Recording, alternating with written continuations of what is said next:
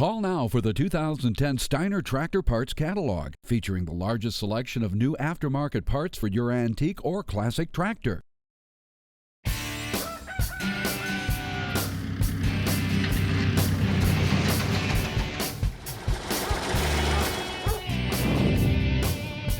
On this episode of Tractor Fanatic, we'll make our way out to Carl and Don Villwocks farm in Edwardsport, Indiana to check out some great classic tractors. So you are the president of the Indiana Farm Bureau for the whole state? For the whole state. I've been president now for a little more than 8 years. He's the president of the Indiana Farm Bureau. That's big. He meets in Washington. He meets with the presidents. This is a big dude. Get to travel a lot, get to see a lot of farmers all across Indiana, and actually travel the United States and the world a little bit with the job. You're one of the sons of Indiana. If you can take him anywhere, this is the president of the Farm Bureau. So it's a fun job and get to help fellow farmers. You could walk right into John Mellencamp's house like nothing, sit down at the dinner table. You got to tell me about this darling right here. This is my favorite so far.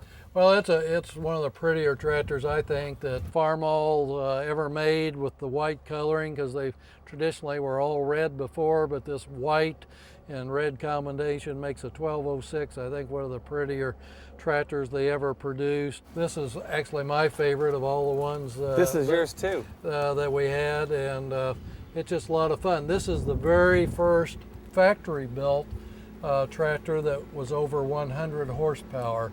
And it was really interesting back then that when they added a turbocharger that we see a lot today, and about every tractor has a turbocharger to make them more fuel efficient and higher horsepower. This was the very first factory-built tractor that had a turbocharger.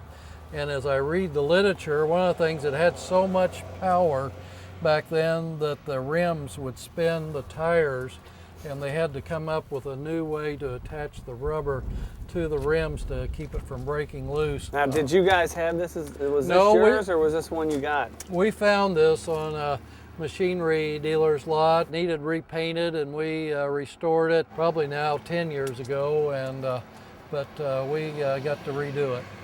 That's awesome. Are you gonna let me take it for a spin? We can do that. Jump up there and we'll start it up. And I want to drive them all. The Farmall Turbo, I got to drive it, which was great. And I think I love that thing so much because I had that when I was little. My cousin had the little toy tractors, and that was the one. Actually, it was his, wasn't mine, but it was the one we played with. Listen to that. Now the park lever, pull that up. There you go. Yeah. And then there you go. Just keep it in one. Yeah. That's really like because you've got the old tractors, they're not stylish. It's older. They're fun, they're cool if you're into that. But that's just so much cooler. It's got a great paint job, it's got the rubber, got the horsepower, it's a turbo. It's really like a 69 Camaro of tractors.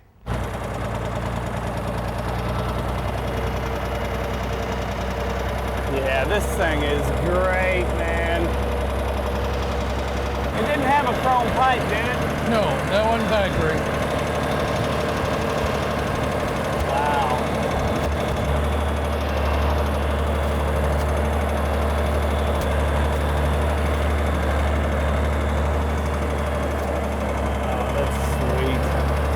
Those are cool because you sit up really high, you can see everything. It's got that killer lacquer job the whole way down that big red hood, man. It's just you just feel cool driving that tractor. You could be cool in that tractor in any city in America. Drive it down the middle of Manhattan, you'd look cool. Call now for the 2010 Steiner Tractor Parts Catalog, featuring the largest selection of new aftermarket parts for your antique or classic tractor. With 45,000 square feet, Steiner Tractor Parts makes every effort to have your parts in stock. Call 800-234-3280 or visit steinertractor.com. So we've got an expert on our hands to tell us about these cool tractors. You want to start here? Tell me something about this one. Well, Rich, this is one of the oldest tractors in Indiana. It's a 1914 Moline Universal. They're Wow. a very rare tractor. The reason we have it in our collection, my grandfather started out with Moline Universals, and they're really a unique tractor. It would have been a 2-plow or a single plow tractor, depending on the soil type you had way back then. And so pretty small tractor, actually probably 14 to 20 horsepower. And so in today's world, your riding lawnmower has that many horsepower. Yeah, that's true. It is. Now look! I just noticed this.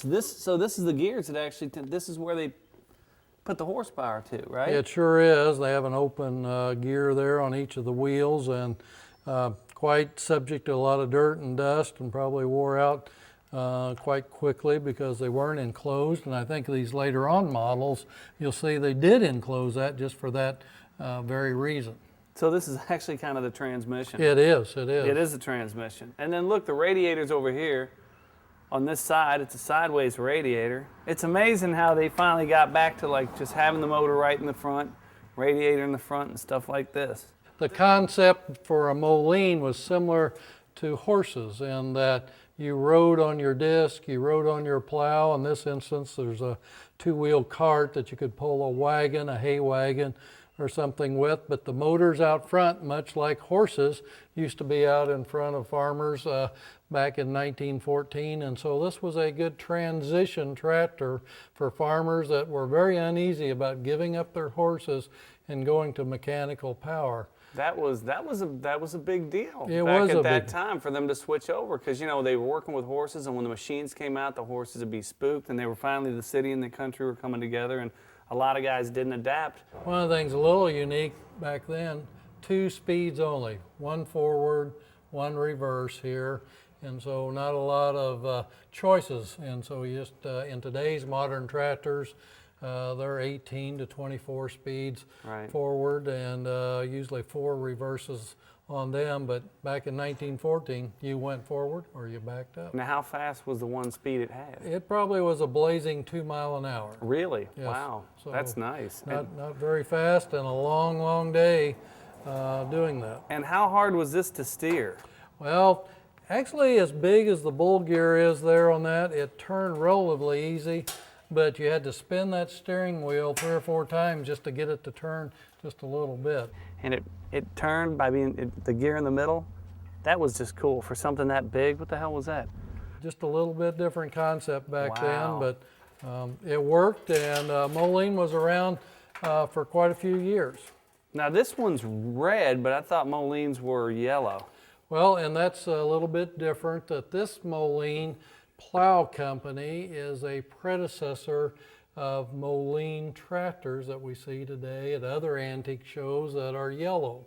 And so the Moline here is a little bit different, and but the main company was called Moline Plow Company. Very rare tractors, probably 25 to 30 left in existence around the country. Really, like these? Very rare. 25 left in the world, and one of them sitting right over there. There's only 25 left in the world. Like me with cousins with GEDs, I've got about 25 left in the world.